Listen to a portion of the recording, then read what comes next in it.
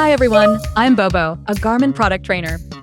Recently, the new G82 was released. Although there is a slight difference in price, both use radar detection.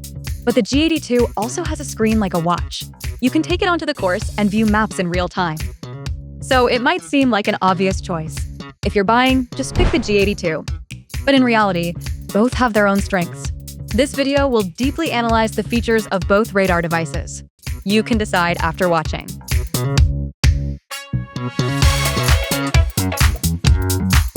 Both use radar to measure impact data. But they see your shots differently. Let's start with the R10. The standard setup is place it directly behind the ball at a distance of about 1.8 to 2.4 meters. Align it with your target line. It observes the ball from behind. It continuously emits radar and tracks reflections after impact. It directly observes the ball's initial flight right after it leaves the club face, including changes in speed, launch angle, and direction, then uses this flight data to calculate the entire trajectory. So you can think of R10 as not just a single moment, but as observing a short segment of the process. Typically, R10 is recommended to have a flight distance of close to 20 meters. The data will be more stable. If space is limited, like indoors or short trips, the amount of flight data the radar can capture becomes more limited. So the subsequent calculations are naturally less accurate. Especially spin data can become inaccurate or even unavailable. Now, the G82. It is used in a completely different way. It is usually placed to the front side of the ball, about 1 club length away, aimed directly at the ball and club head. The G82 measures the ball and club head directly, so it's more stable. So it observes impact from the side. From this position, it does not track ball flight. It mainly measures ball speed and club speed at impact, along with timing before and after the strike. Then it uses these snapshot data points to estimate distance or analyze your motion. For putting data, place the G82 about 35 to 45 inches in front of the putter. It can also help train the length of your putting backstroke and follow-through to achieve the optimal putting ratio.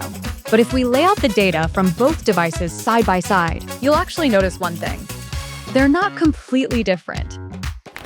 First, the similarities.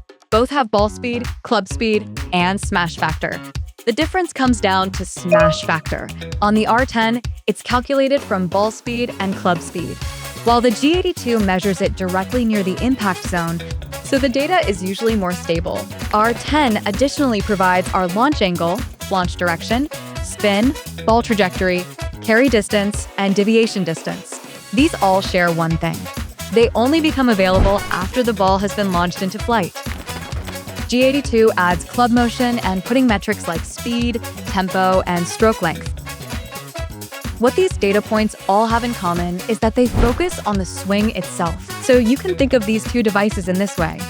They overlap at the same starting point, which is the moment of impact. But from that moment on, R10 focuses on the ball's flight, while G82 focuses on your motion. This is why the two devices ultimately serve completely different purposes.